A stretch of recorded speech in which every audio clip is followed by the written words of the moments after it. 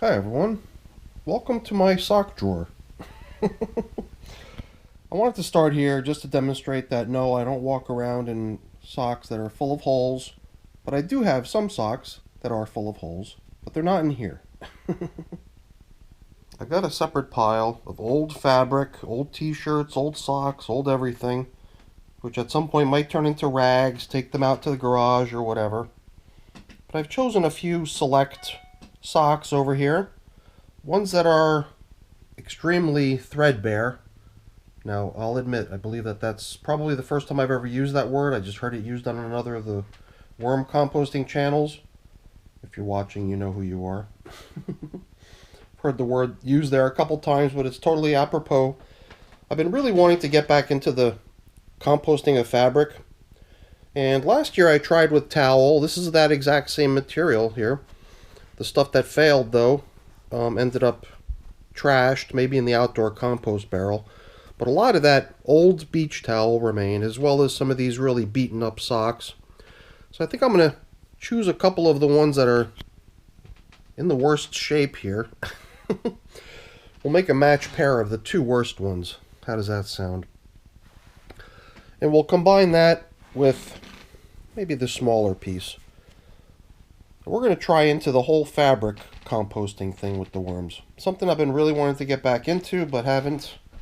And I think that today's the day. So let's head on down to the wormery now and get to work. My only thought on these socks, though, before putting them in the worm bin was to kind of separate the portion of the sock that has that elastic springiness.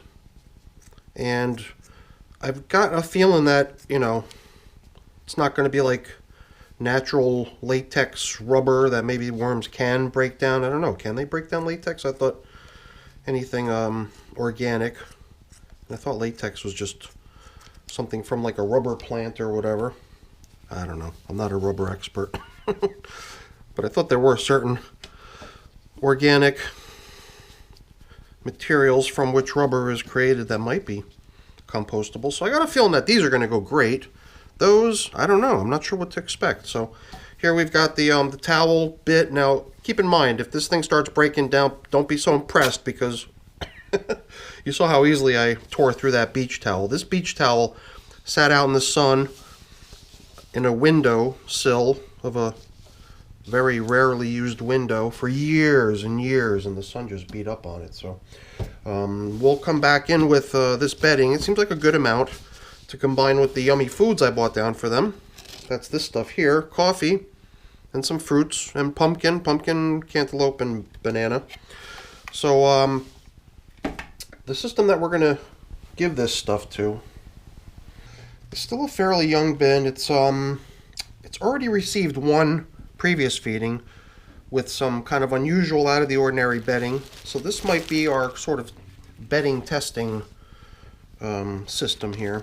And I do actually have in mind another type of bedding that I'd like to try, but I'm not quite prepared with material to do so. So I thought maybe the next time we come in here we can go to test material number 3 as far as bedding. The first thing that was placed in here was some twine, old twine that I had built my tomato hooks and strings with. And the twine is what I run the tomato up. But I mean, sitting out there in the sun all summer, I tried using those same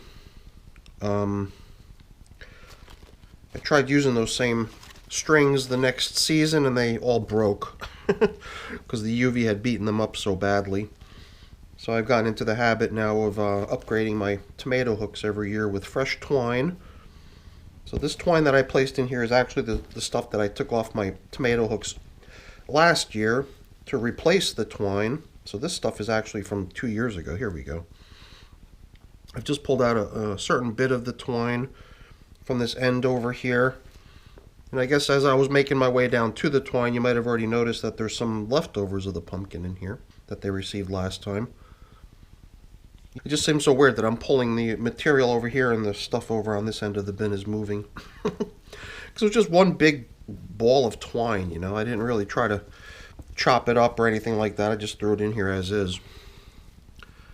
And this stuff too, kind of like that towel I demonstrated.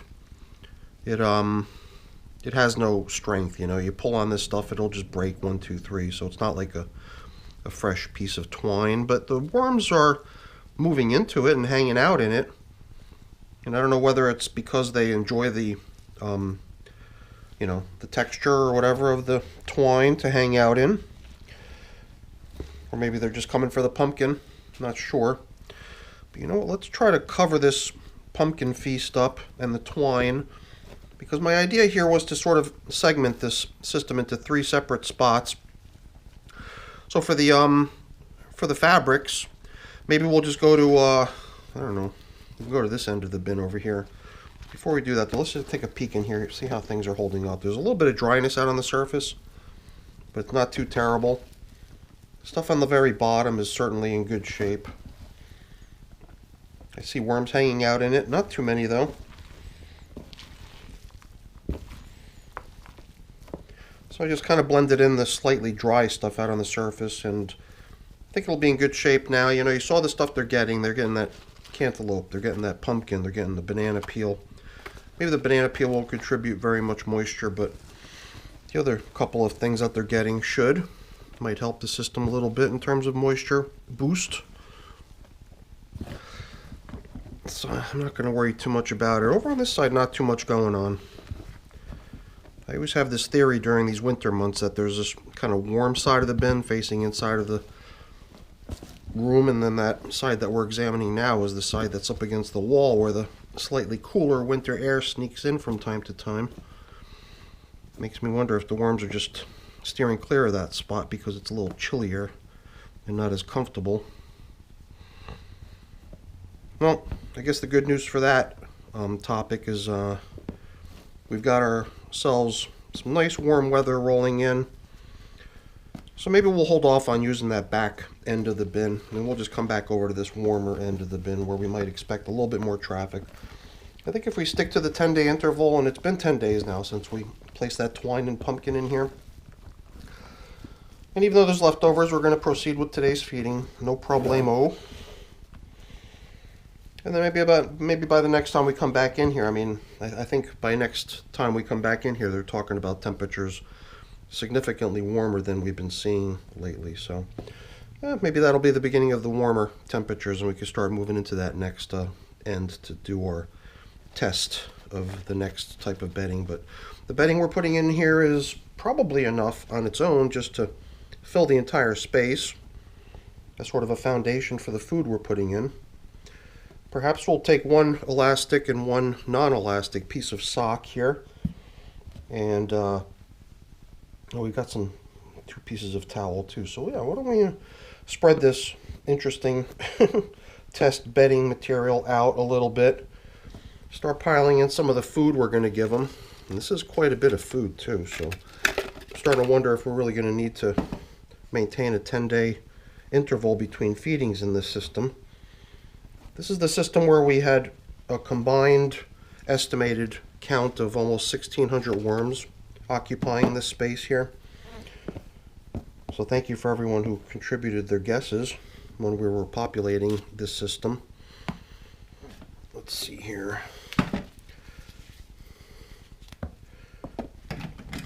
Plop in a little bit of this, a little bit of that. And I guess like we usually do, we grab this new coffee filter to become our replacement feeding zone indicator, and we take the nice old seasoned one and incorporate it into the feeding area as additional bedding. So we're kind of cheating. We're oh, I like this kind of bedding. I can wipe my hands down. Before we proceed to dumping in the rest of the kitchen scraps, we're going to include a little bit of grit here. The grit that I'm using is pulverized eggshell. And I think we could just throw in the rest. Almost everything here is frozen except for this orange peel. Everything else came from the freezer, and as the stuff begins to thaw, it's going to generate a good amount of moisture over on this side of the bin. It should be a pretty cozy spot for the worms to hang out in. Alright, so we'll top off our feeding area here with some of these threadbare scraps of cotton material. And they say, you know, any organic fabric, not just cotton, can be composted. Stuff like wool and silk, and maybe there's others that I'm not thinking of offhand, but those are the ones that come to mind immediately. So, you know, if you're going to get into the habit of composting fabrics, then you've got numerous options and stuff that could be broken down by the worms and treated by the worms as food. So now we've got, I guess what I'm counting as feeding number 3 installed here. The bin before it was occupied had some food placed into it, and I always count that as kind of feeding number 1, even though the worms are not even in there yet. But it's waiting for them, so once they arrive, they've got a nice snack waiting for them. And then the first feeding after the worms had already been moved in became sort of a test of twine as bedding combined with pumpkin. And now we're continuing down that road of testing unusual beddings. And for this side, I don't know, maybe the idea I've got is not so interesting. Maybe I'll come up with something better by then. So I'll keep that to myself, and we'll decide on what to do in here next time we come in. So that's it for the video. Hopefully you enjoyed it. If you did, please remember to leave me a quick thumbs up before you go. It's always really appreciated. If you haven't done so already, please also consider subscribing to the channel too. All right, everyone, have a great day. Thanks so much for watching. Bye now.